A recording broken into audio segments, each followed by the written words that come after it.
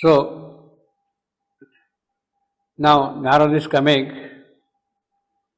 with his full force of prophecy.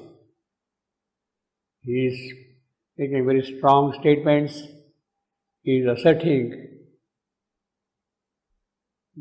that which may not be immediately acceptable to the small human mind, to the small human soul.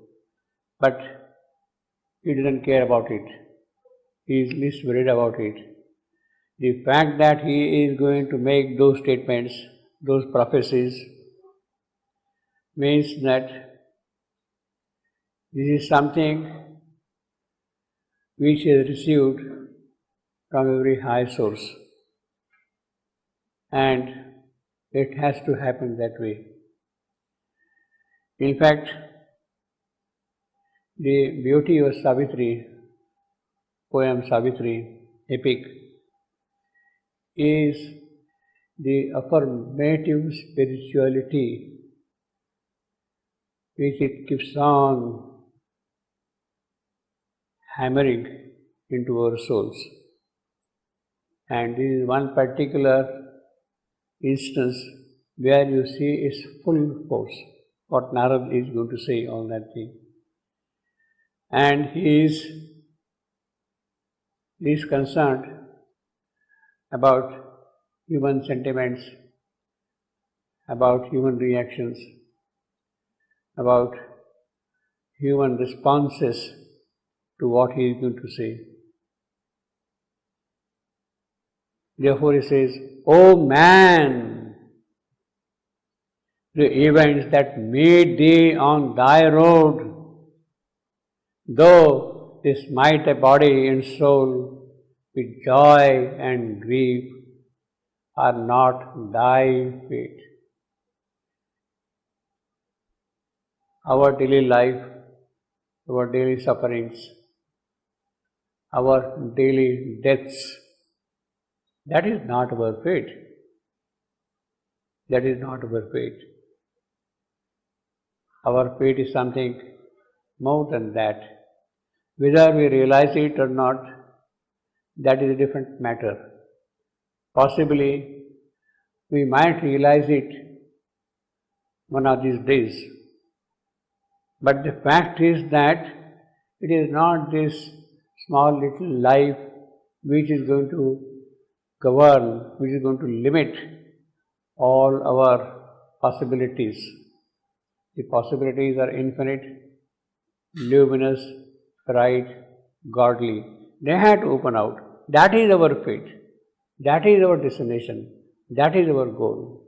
O man, the event that meet thee on thy road, our human road, terrestrial road, earthly road, is full of pits and falls and climbs and forests and this not. Though they smite thy body and soul, yes, both the physical as well as the inner, they keep on striking us.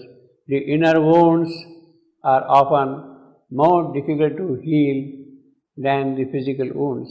The physical wounds can get healed, but not so easily the inner wounds.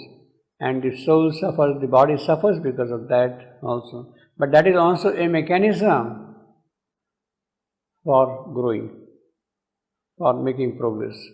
The way the physical pain prompts us to look for something which is proper for us, same way the wounds of the soul help us to recognize that we have to take a different turn in our spiritual life.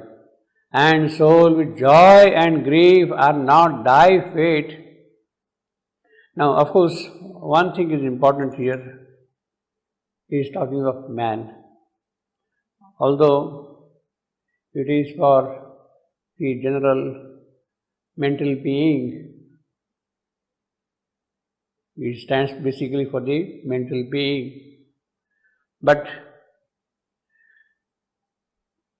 this is not for every mental being, for every mortal. What he is saying? It is for a spiritually advanced man.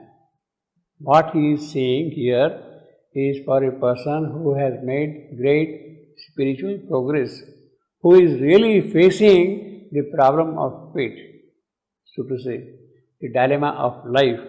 He is meeting that. So it is for him. So in other words, this address is for a very advanced human being, not for ordinary men.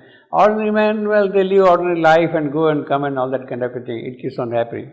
He is not talking about them at all, you see. He is talking of ready souls, the souls who have made great progress. And they face the pangs of life, the joys of life they experience. And it is for them, he says, this is not your fate. Your fate is something else. They touch thee a while and pass. Even death can cut not short thy spirit's walk. This is a tremendous sentence. Tremendous sentence. In fact, the whole crux of Narada's argument is here. And that is why it becomes very clear that Narada is addressing to a very advanced mental being, man. Even death can cut not short thy spirit's walk. Well, one who is on the yogic path, on the spiritual path, he would have achieved something in this particular life, but then his progress does not stop with the cessation of this life. When he takes the next birth, he continues from that point onward, from that point onward, from that point onward. He carries all his spiritual gains from birth to birth. And therefore, death does not come and cut into his way of spiritual progress. Death does not cut short the spirit's walk. It is not limited by the span of life in which we live. It is a continuity over a period of lives, and that is what we call the merit which we gain in the current life. That does not get exhausted, that does not get lost. It is taken as a capital, as a base to make further progress in the next life, in the next life, in the next life. What the Indian tradition says, the punya. Punya is a merit of life, the spiritual gain of life, that does not get exist. Because the punya or the spiritual merit is a part of our psychic being. Psychic being assimilates all the spiritual gains in it and retains it with it. And because it is the psychic being who maintains a continuity from life to life, it is that which is also carried forward from life to life. So you keep on adding more and more of that merit, of that punya into your life, and keep on building up the richness of the psychic being. In fact, that is what one would call the growth of the psychic being. When the psychic being grows, it means that it becomes now more and more effective, more and more powerful, more and more pervasive in the walks of life. It expands that way, you see. And therefore, because psychic being itself is immortal, and whatever is a part of the psychic being, that also becomes immortal, therefore death cannot cut short to walk. It has become part of the psychic being. Punya, merit. What you have accumulated as a spiritual gain in life, whatever has become a part of your psychic being, that is punya. That is punya. What has become a part of your psychic being, that is the merit, the spiritual merit of life. And that continues, that you keep on building it like a treasure, you see. Death can, therefore naturally death will not come, cannot really intercept and remove that thing at all. So even death, therefore he says, you see, even death, see, It is not only good and bad and all the occurrences of ordinary life, they are trivial. But even death cannot really stop your progress, spiritual progress, whatever has become now a part of your soul. Even death can cut not short thy spirit's walk. Thy goal, the road thou choosest, are thy fate. So that is what really means the spiritual growth. If you are on that path, well, that is how you are going to mold your fate. Why fate? Because, well, you have accepted this life of the world. There are all kinds of conflicting forces operating here. You have to struggle against them. You have to make a forward movement in spite of all the oppositions of life here. It is that which constitutes our fate. Thy goal, the road thou choosest, your psychic being chooses that thing, and therefore it determines the fate. And when you are determined that way, well, death cannot intervene, cannot cut in at all. So he is making a very powerful statement here. In fact, that is the entire basis of the spiritual evolution of man. The spiritual evolution of man is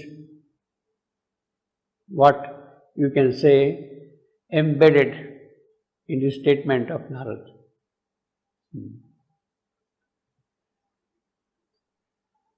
And then he says, on the altar throwing thy thoughts, thy heart, thy works, thy fate is a long sacrifice to the gods, till they have opened to thee thy secret self and made thee one with indwelling God. Now this is what we were talking last time. He is speaking of thoughts, heart, works. He is talking about the triple yoga of the Gita. Basically, Narad is talking here about the triple yoga of the Gita. Karma, jnana, bhakti, action, knowledge, devotion. It is the foundation of the yoga of the Gita. And when you are living in that, then it becomes a sacrifice to the gods. You are offering to the gods. In other words, here is our way of accumulating the merit of life. How do we accumulate punya, the merit of life? By this sacrifice. Triple sacrifice of thought, heart, work. Jnana, bhakti, action, karma. It is by these three we can really make progress. We have seen that line earlier many times. A prayer, a master act, a king idea can link you to the transcendent force. A prayer, a master act, a king idea can link you to the transcendent force. That is the possibility which opens out. And that is how we make spiritual progress. That is how we accumulate the spiritual merit, the spiritual richness, the spiritual affluence, the spiritual abundance. That is how we acquire the merit, the punya. The Sanskrit word is punya, see for that. And then he says, thy fate is a long. So by this karma yoga, by this Gita's yoga, thy fate is a long sacrifice to the gods.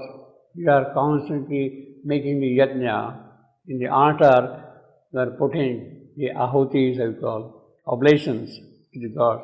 And then they open out the doors of the secret self and made thee one with the indwelling God. Well, I mean, in a certain sense,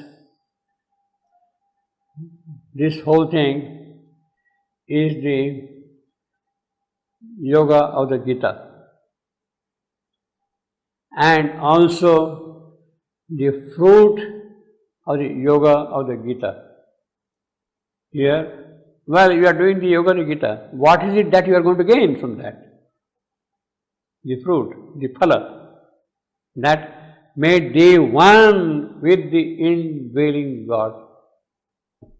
You recognize the indwelling God within you by these actions.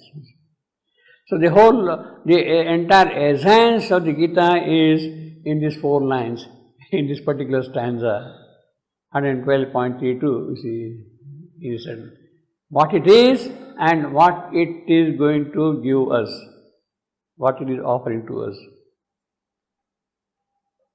And naturally, this is meant for man who is ready to accept, to carry on the yoga of the Gita. Those who are ready to do the yoga of the Gita, it is for him. This is what he is talking of, Narada. Now, obviously, at this point, Narada's concern is to see that this is God done, not only at the individual level, but at the collective level. Yoga of the Gita. In fact, yoga is normally done by the individual first, and then it becomes the collective gain, you see, here. Therefore,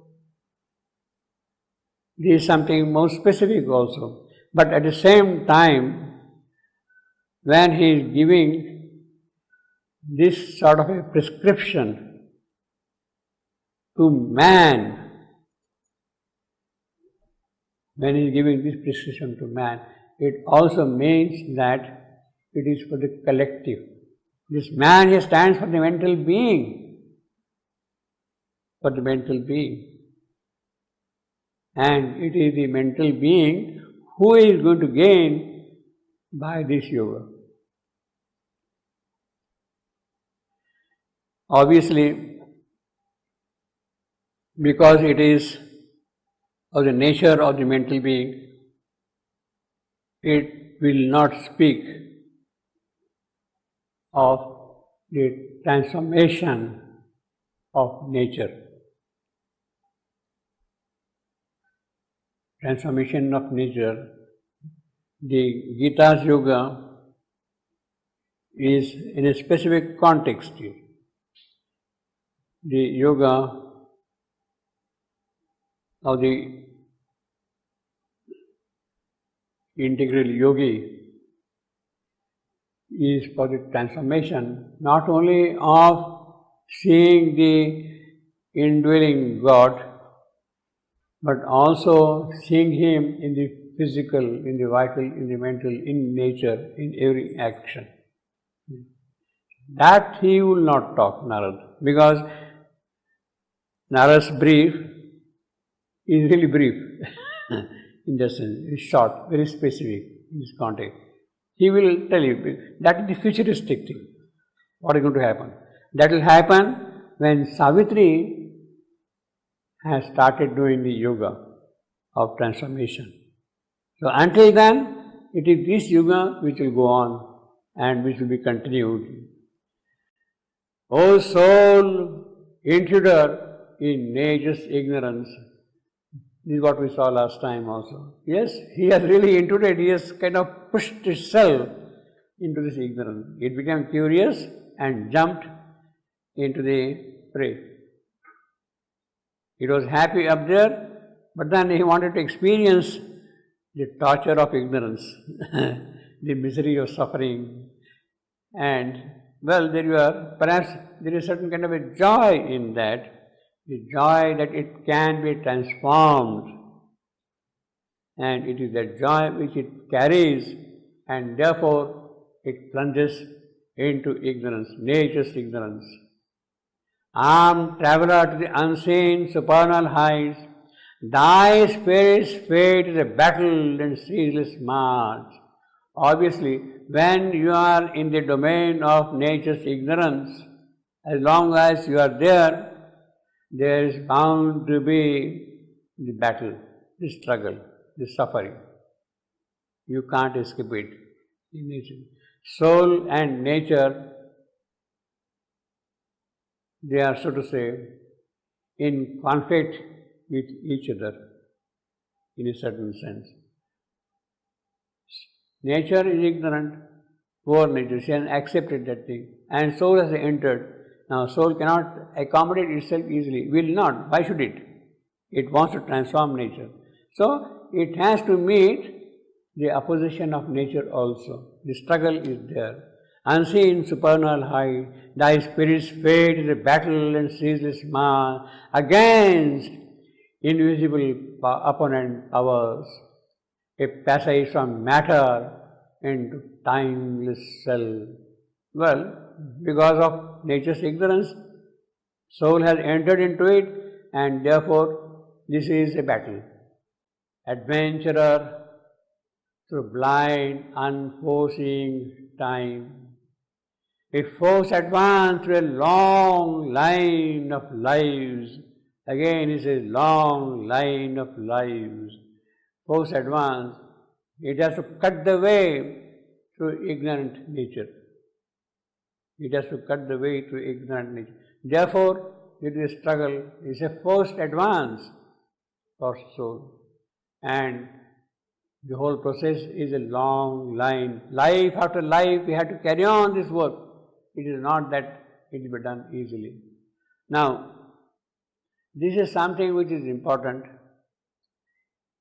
in the sense that we force advance through a long line of lives, nobody can stop it. You have to undergo through the whole process.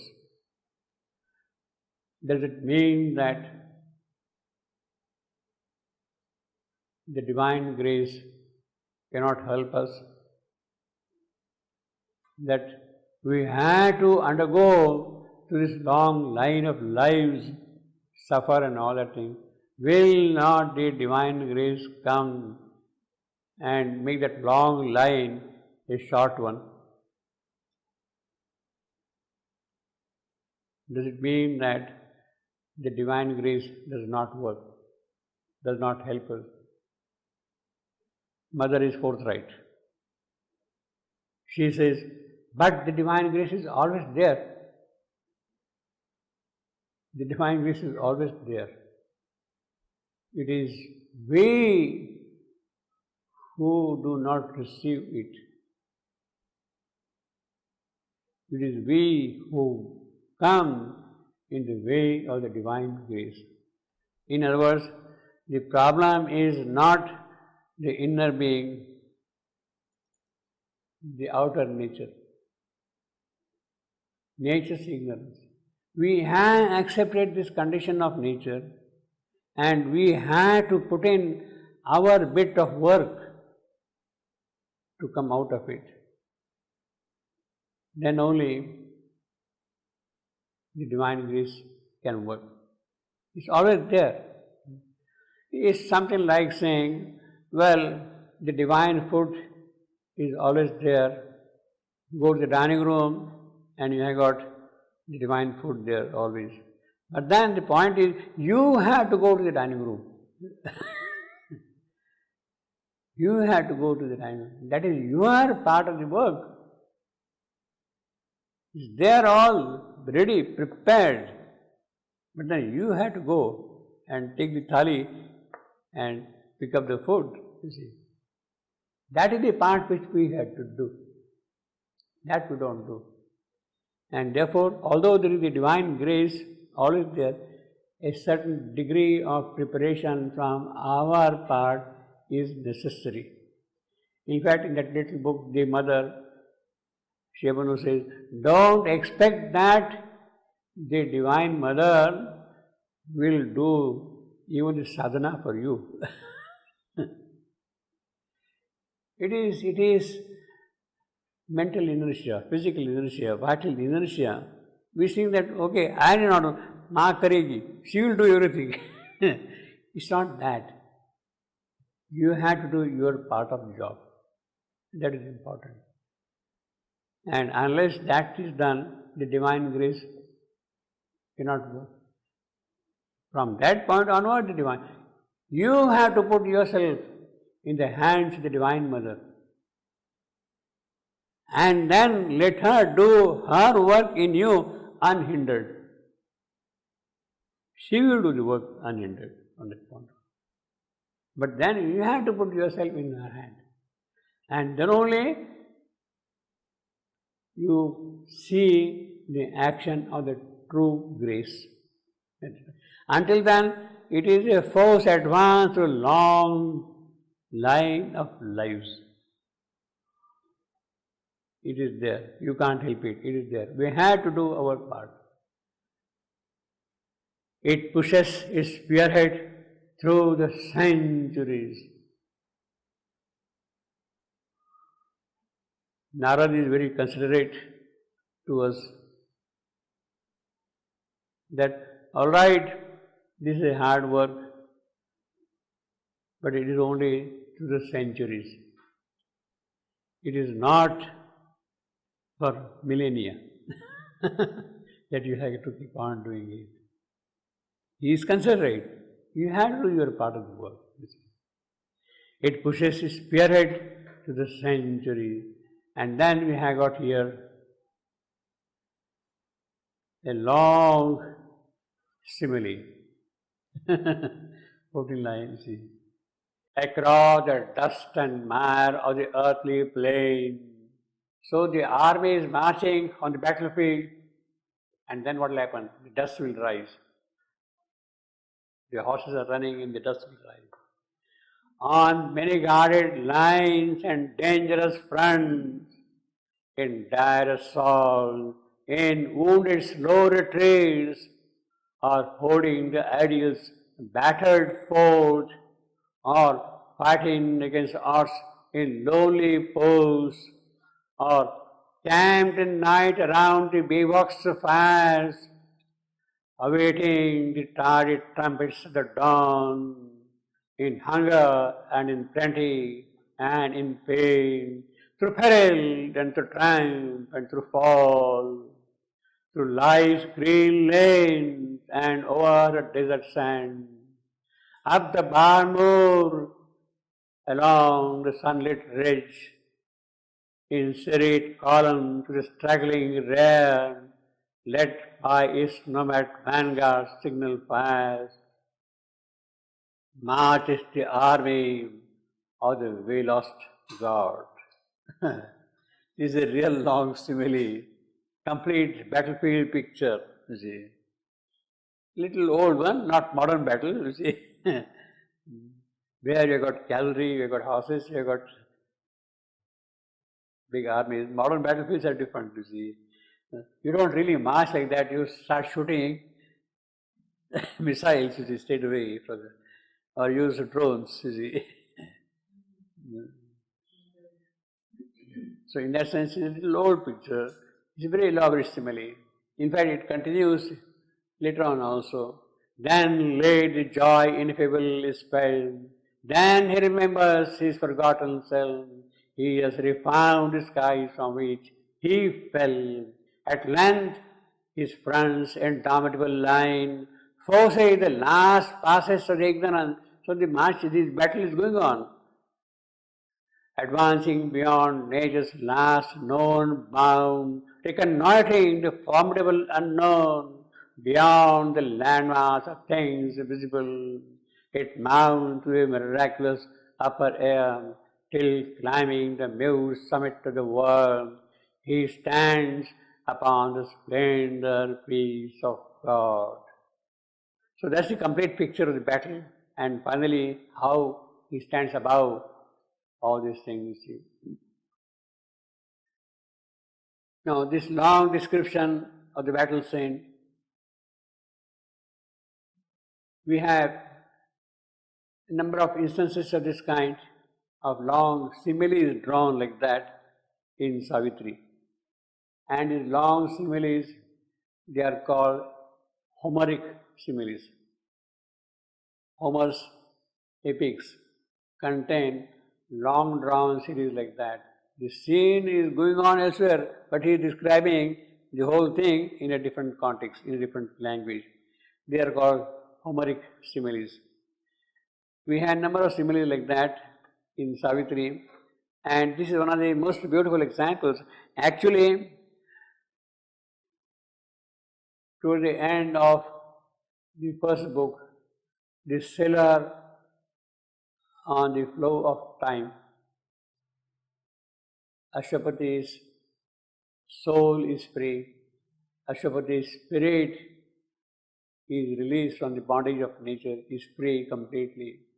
Now he is free and he can move around anywhere he wants in the cosmic planes. He can sail through all the oceans, all the 7 oceans, climbing one above the other. So he becomes the sailor of the 7 seas. And it runs over a number of pages, that whole simile. 17.1 onward. This is the sailor on the flow of time. This is world matters' slow discoverer who launched into the small corporeal birth, has learned the craft in tiny bays of self, but dares at last unplumbed infinitude, a voyager upon eternity's seas. So this is the introduction. He is a voyager on eternity's seas, and then it goes on till the end of the section, till 17.30. So all these 30 sentences, that is a description of the sailor on the seas of eternity. And it's a very beautiful description, very detailed description. In fact, I would say such a long drawn simile, this is a unique example in the entire literature. Homeric similes are short, a few lines. But here we have got a whole section in the form of a simile coming up here. Then we have a shorter one, 106.56. Now, here Ashwapati is describing his young daughter Savitri to Narad, and he says how she has grown up from her childhood to the present maidenhood. So that's a description. He says, as grow the great and golden bounteous tree, flowering by Alakananda's murmuring waves. He is describing how Savitri has grown up, her father. As grow the great and golden bounteous tree, flowering by Alakananda's murmuring waves. Alakananda, that's the river which joins the Ganges later on. Where with enamored speed waters run, lisping and babbling to the splendor of morn, and clean with lyric laughter around the knees of heaven's daughters dripping magic rain, pearl bright from moon gold limb and cloudy hair. So are her dawns like jeweled leaves of light. See this long simile. As grow the great golden bounteous tree, etc., etc., so are her, Savitri's dawns, Savitri's days, are like jeweled leaves of light. This is called the Homeric simile. Relatively a short one compared with the other, but this is also, in fact, normally the length of the Homeric simile is of this kind. So, in the sense of the comparative number of lines, this is a perfect example of the Homeric simile. And then now the whole picture you have to imagine the battlefield, you see, Because he says it's a battle, no? Through long centuries, pushes the march, etc. He said already struggle and all that. So across the dust and mire of the earthly plain, so the horses are running, the army is running and all that kind of a thing, you see. On many guarded lines and dangerous fronts, in dire assault, in wounded, slow retreat. So you make advance, you retreat also. Or holding the ideals battered fort, you hold up your ideals, but then again it gets attacked. Or fighting against odds in lonely post, so you are guarding a certain post and fighting against that thing. Well, or fighting against odds in lonely post. This is example. The example of this one is, if I have read Shrevendu's Baji Prabhu, it's a small narrative of about 600 lines, where one Maratha general, he was holding the pass for a long time, alone, absolutely. It's a very beautiful example of that thing, see. Fighting against odds, he has to face now a huge army coming and rushing to the pass. With a few soldiers, maybe some 100, 150 soldiers, and he alone, he has to fight there. Or camped in night around the bivouacs fire. Now, bivouac is the open camp on the battlefield, without tent, without things. So you sit in the night, means it is susceptible to attack any time, but you take the risk in the night. See. Awaiting the tardy trumpets at the dawn, so you are there in the camp and waiting for the dawn to come, so that the march can proceed further. Trumpets at the dawn, in hunger and in plenty and in pain. Well, that is applied to the soldiers, basically. Through peril and through triumph and through fall. Well, this is what happened in the case of the First World War, no? The trenches were there and how people were suffering, all that in the First World War. Through life's green lanes and over a desert sand. So all the arts of life are there, the beautiful things of life are also there. Through life's green lanes and over a desert sand. Up the Barmoor, not even a blade of grass is there, along the sunlit ridge, in serried column with a straggling rear. So the column is moving and few people at the end of the column, they are straggling.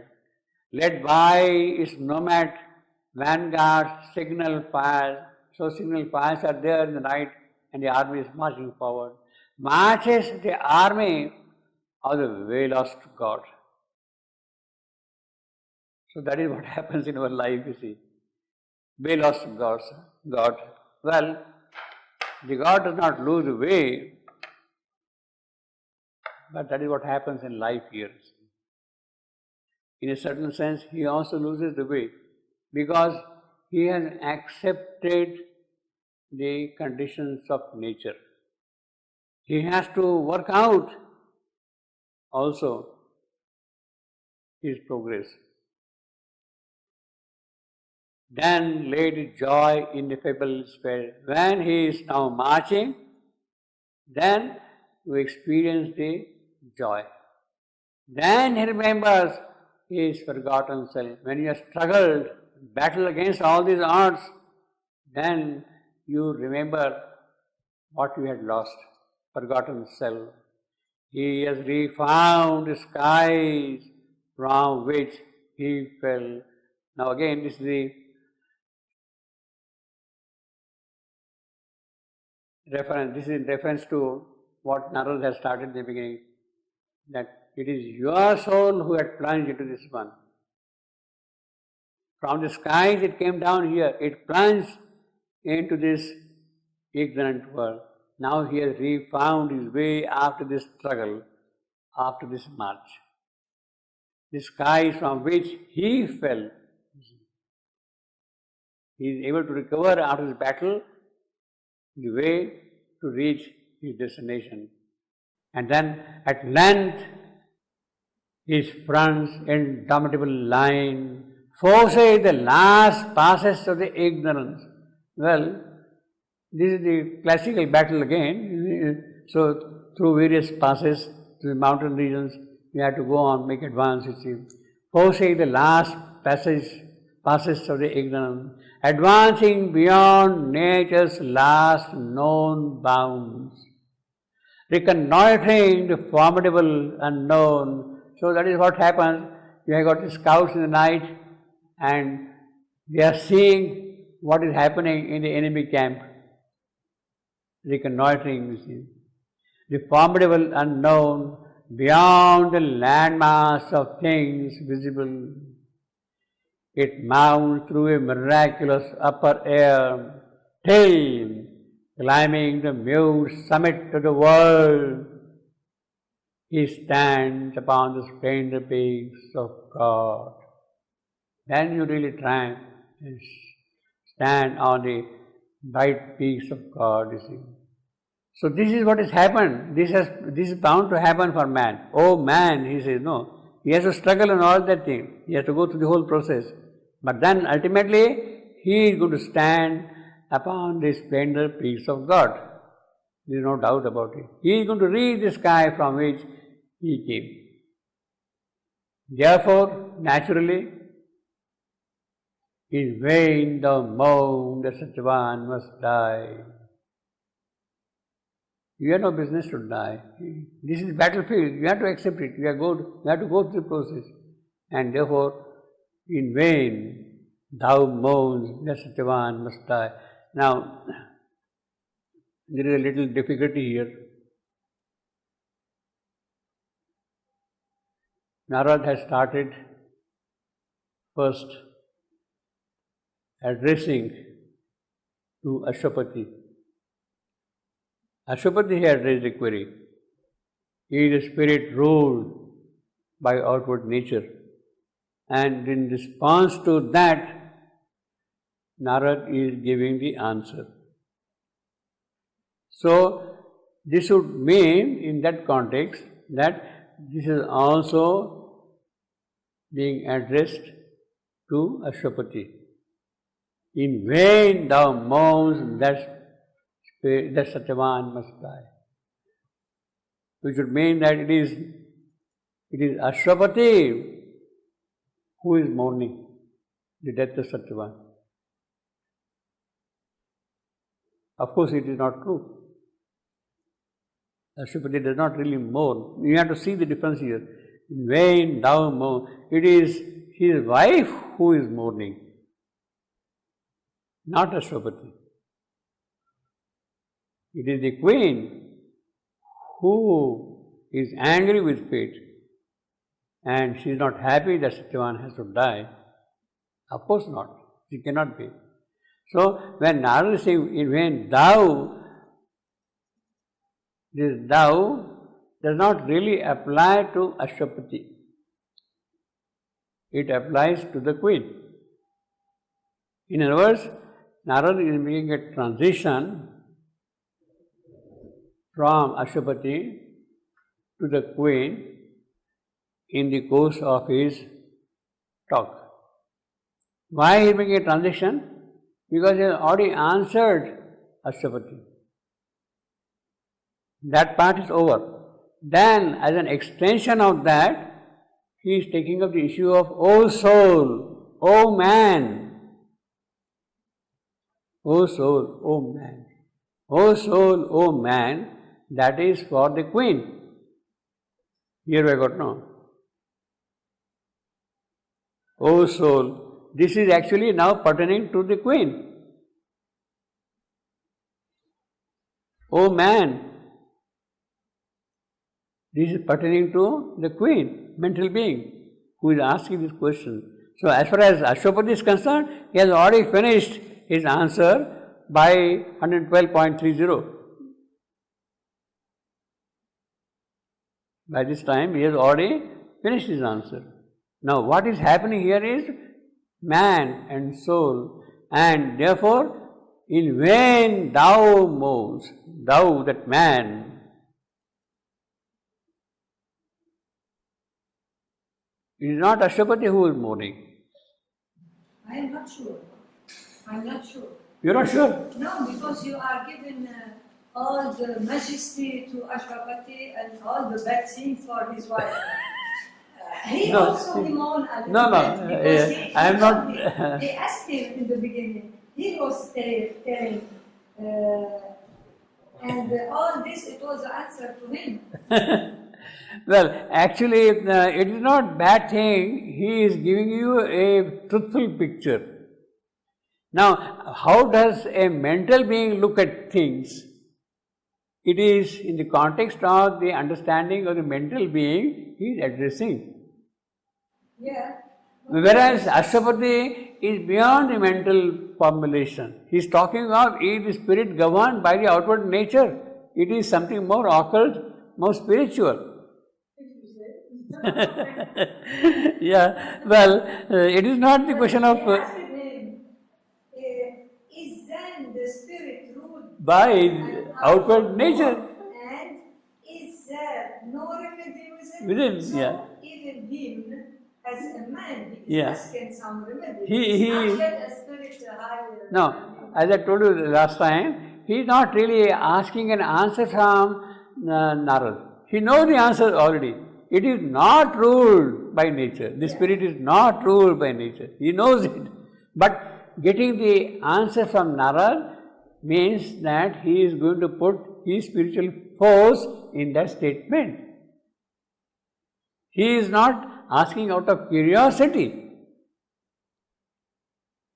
He is raising that point so that in terms of the answer, the spiritual force is released, which starts operating in the creation. In fact, Ashwapati doesn't have any curiosity about it. The curiosity is in the heart of the mortal being, or the mental being. Or the mental being. That he is answering in a different way. In vain thou mourn, thou here, therefore I would say, well, I mean, when we say queen, it means that she is representative of the mental being. In that sense, you see. Thou mourns, mental being is mourning the death of Satyavan, because mind is not in a position to understand why this poor little fellow should die. He is hardly 25 years old, he has full life ahead of him, and you are coming here and cutting it off suddenly.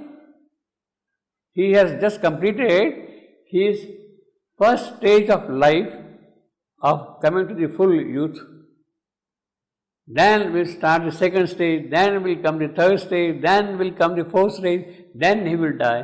There are 4 steps of life in man, according to our tradition. Brahmacharya, then Grahastha, Vanaprastha, and Sannyasa, as we call it. Brahmacharya means the upbringing, education, developing the culture, upbringing, after the age of 25. Then you are given to the worldly life, Grahastha. You have become a household man. You participate in the activities of the world. That is another ashrama. So, that is second stage, from 25 to 50 years. Then begin the third stage, from 50 to 75, of remaining aloof, away from the worldly activity, yet not fully cut off from the worldly activities. You go and stay in the forest, you go and do tapasya, you go to immortality, yet you have a concern in your soul for the mankind. That is not totally abandoned. So that goes from 50 to 75, 25 years. Then after that, you are totally free of anything. You are alone to yourself, absolutely. That is what is called sannyasa, the 4th ashrama. Now, this boy, he is about to complete only the first stage of life. What about the other 3 stages of life? Why you are cutting him off from them? See, what harm, what mistakes he has made that it should happen for him. Ordinary man also lives for 100 years, according to tradition. And you want him to die at the age of 25? That's the question, you see. In vain thou mourns, Satyavan. But that question is very pertinent in the mind of the mental being if you accept these 4 stages of life. 4 stages. I can understand an old man dying, it's okay, but he has not even yet married and he wants to, he must die, you see. He is dead. Now, this is something important. In vain thou mourn, the Satyavan must die. See, again, Sri Aurobindo is very particular. Everywhere he says, Satyavan must die, Satyavan must die, Satyavan must die. It is as if the bell is ringing throughout Savitri. Satyavan, open any page, and what do you hear? Satyavan must die, Satyavan must die. It's a kind of toll which goes on constantly ringing all the while. Satyavan must die. He must die, that's the important thing. In other words, it is not a negative statement, it is the statement of a greater life to come. And therefore Savitri's ringing of that Satyavan must die, Satyavan must die, is an insistence of the new life arriving into the creation here. Satyavan must die. Alright, now these lines, this whole section, these 3 sentences. In vain thou mourn, the Satyavan must die. His death is a beginning of a greater life. You see, this is the meaning of Satyavan's death. His death is a beginning of greater life. Death is the spirit's opportunity. A vast intention has brought the souls close, and love and death conspire towards one great end. For out of danger and pain, heaven bliss shall come. Time's unforeseen event, God's secret plan. That is the secret plan of God, that heaven's bliss will come here, out of this death. Now, these 7 lines were one of the last dictations of Sri Aurobindo in Savitri. We have seen already 3 lines in the context of the crucifixion of Christ. 3 lines he had added. Here he had added these 7 lines around 15th November 1950, when he had taken up the revision of Savitri toward the end of his composition. This is one of the passages which he had added last moment. The 7 lines. In vain thou mourn. You can see the difference also in the tone of these lines. Slight difference is there in the tone of the line than the previous line. Reconnoitring the formidable unknown beyond the landmass of things visible, it mounts through a miraculous upper air, till climbing the mute summit of the world, he stands upon the splendor peace of God. Now, in comparison with that, there is a slight difference in the tone here. In vain thou mourn, the Satyavan must die. His death is a beginning of greater life. That is the assurance. That is the assurance. Death is the spirit's opportunity. Now, this is naturally addressed to an evolved mental being. That thou here is not just a queen, small little creature, but the fully evolved mental being. It is to him, it is addressed. His death is the beginning of greater life.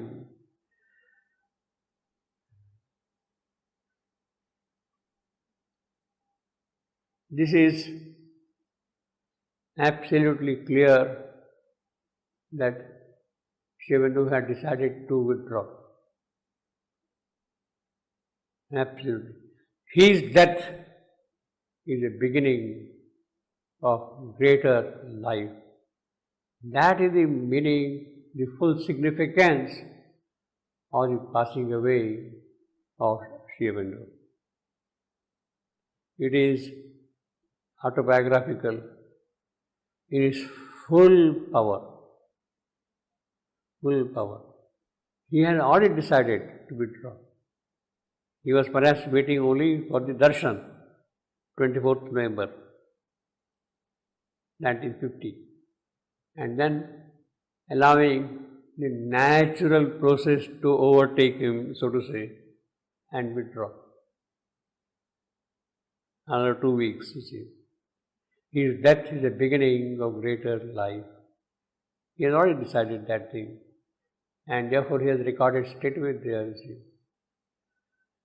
And of course, obviously, death is the spirit's opportunity. Death, spirit is not governed by nature. Spirit is not governed by nature. Spirit is not governed by death. It is an opportunity of the spirit. Both death and nature.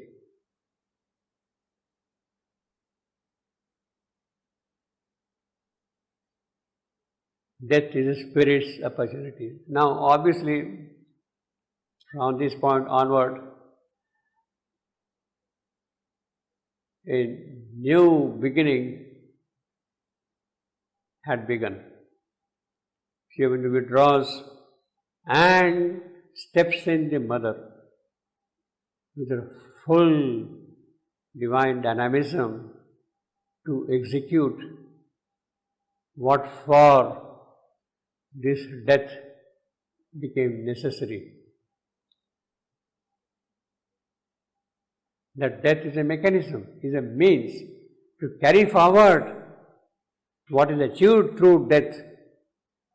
What is achieved through death, to carry it forward, that is her work. That is the spirit's opportunity. That is the spirit's opportunity. Actually,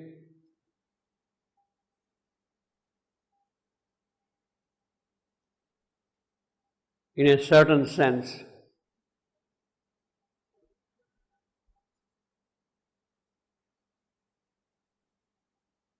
so to say, the physical presence of Shivananda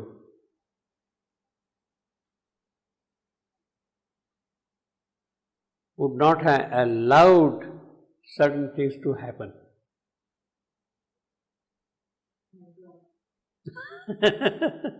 Pardon me? Like what? Like? Like what? Like what? Okay. Yeah. It's a very dangerous statement. See, the mother was saying in the agenda, she has said around 1961 that when Shivananda was present, I would leave everything to him. I didn't have to do anything at all. I didn't have to do anything at all. I just go and tell him or just be there, and it used to get done. It used to get done. Now, it became a kind of a habit for the mother. And that habit had to be broken. What she says is, basically, if there is a difficulty of the physical, when Shivananda is physically present there, that difficulty will disappear. But that difficulty of the physical, which could be an opportunity, that would get lost because of his presence. Because of his presence, that would get lost. It is the physical who has to directly realize the dependence upon the Divine Himself directly. The physical cells, they must respond directly to the Supreme. They have to open, not through any intermediary, however divine he may be, straight to the Supreme. They have to open straight to the Supreme. And that would be possible only when the avatar is not present there, because otherwise the avatar's presence will come and intervene in the physical directly approaching the Supreme. So in that sense, he had to change his station from the physical to the subtle, so that the physical body here approaches more and more the divine directly.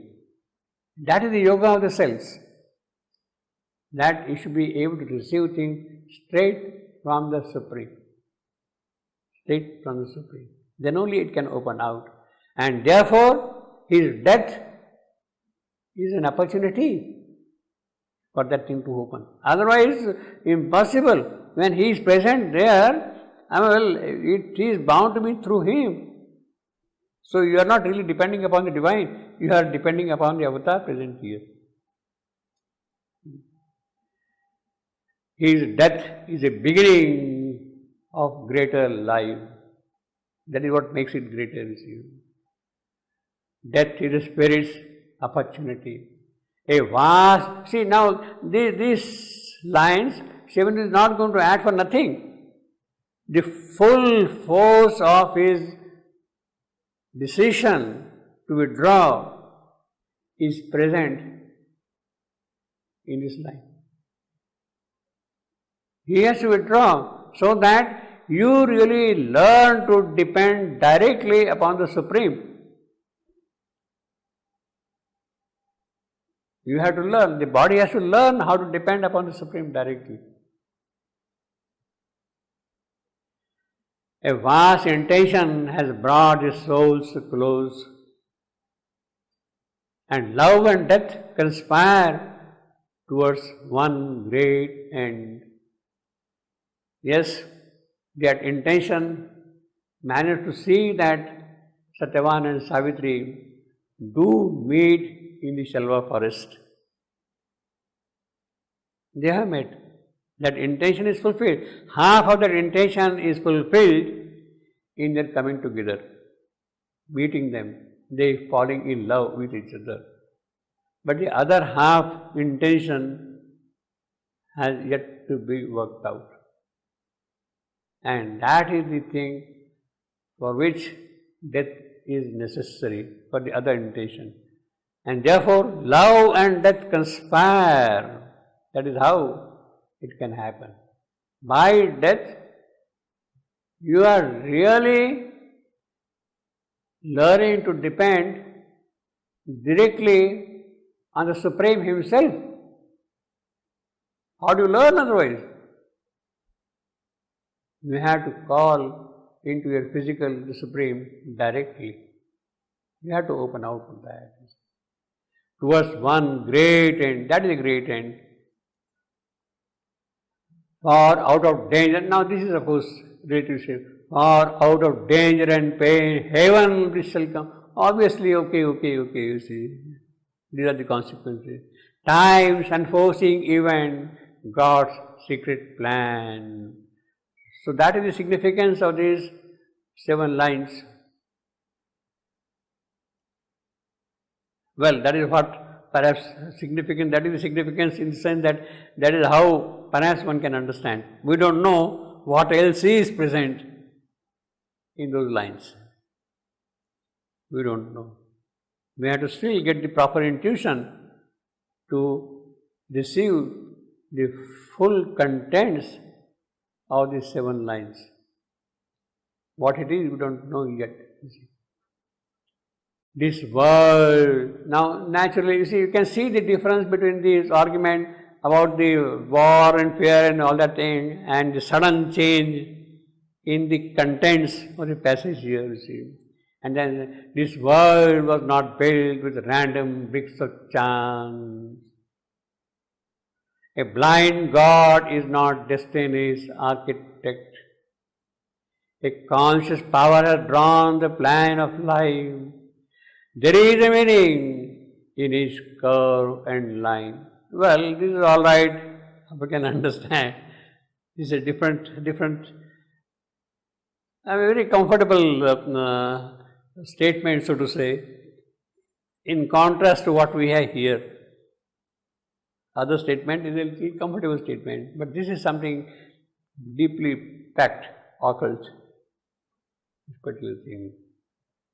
This world was not built with random. They have met, they have come together, not by chance. World is not made, it is not built from random bricks of chance. There is a meaning, there is a purpose, there is a plan, there is a design in every moment and every action. There is a whole architecture which is used to build up the structure. A blind God is not destiny's architect. A conscious power has drawn the plan of life. See, again here you have God and you have got power. God, see, and we have been seeing throughout in Savitri the dual aspect of presence and power, of Purusha and Prakriti, everywhere. Here, God is the designer of this creation. Presence, power. And power, she is the executive force to erect the structure. To erect the structure, to make the building ready, it is her job. Making an outline, drawing and all that kind of a thing, it is his job.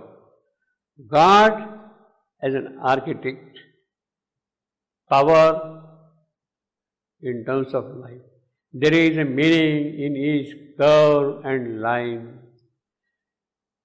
It is an architecture high and grand, by many named and nameless masons built, in which unseeing hands obey the unseen, and of his master builders she is one. So this is the grand design, grand structure which is planned. Planned when? At the beginning of this creation. Planned at the beginning of this creation. Through time it has to be worked out. Now time has arrived that it will materialize, it will happen. It is an architecture high and grand, the divine life upon earth. That is what it means, high and grand. By many named and nameless masons built. Named and nameless, both, obviously. Well, we have many named sculptors, Michelangelo, Praxiteles, who have made all these things, beautiful things, you see, all that thing. But then there are many who are not named, who we don't know at all, you see. But the whole beauty is there. Whole beauty is there. Well, the Sistine Chapel is there. The figure which stands in front of you is of Michelangelo, doing all those paintings there. But then there were others also who were participating in the whole business of building it up, you see. They have remained unnamed. You must have seen I don't know whether you have visited the caves of Ellora and Ajanta. Have you? You have seen them? Ajanta and Ellora caves. No, you know. Very beautiful, very old one. But we have another near our house in France. Yeah. 17,000 years old. That's right, there, yeah. In the Pyrenees. Full of paintings. Yeah, that's right. So, now, they have carved the whole thing from a rock. So, they have to start building the thing from up, down below. Not raise up like that, you see. So, you have to make the first top and then below, and then the bottom and then below. So, the structure is built from above, not from below. Because they had to carve the whole thing. And the whole plan is there, the proportions and all that thing in the mind of the artist.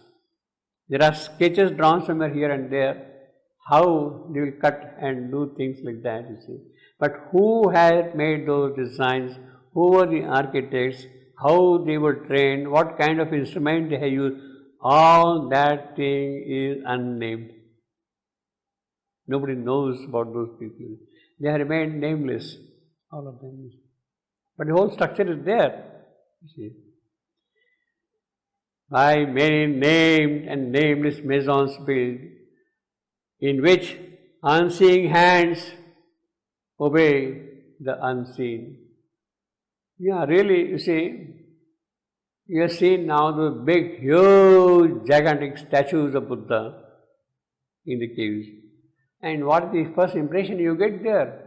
The massiveness is of course there, but the moment you stand in front of that statue, the first thing which you experience there is vast peace, all-pervasive peace. There is nothing there, as if everything is kind of blank. The whole statue is there, and all around is nothing but peace, peace, deep peace. Now that peace, where does it come from? Who builds that peace? The unseeing hand. How he brings out, so to say, that effect, he himself does not know. But when the statues come out and the whole structure stands in front of you, what you see, what you experience is peace. It is the unseeing hand which has really brought in that peace in the entire structure there. Unseen hand. Suddenly it happens. Obey the unseen. He does not know, he has not seen also that thing. And he does it easily.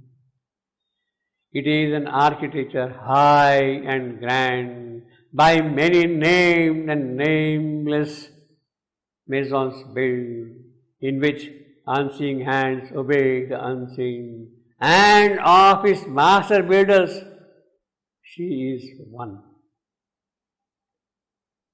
This is the great certificate Narad is giving to Savitri. Of his master builders, she is one. Well, but Narad is making quite a puzzling statement. He is giving a certificate, all right. It means that he has given certificates of that kind to many others. She is one of them. She is not the only. She is not the only. She is all the master builders, she is one. It is not entirely her work. In the whole process of evolution, she has a certain significant part to play. It's okay.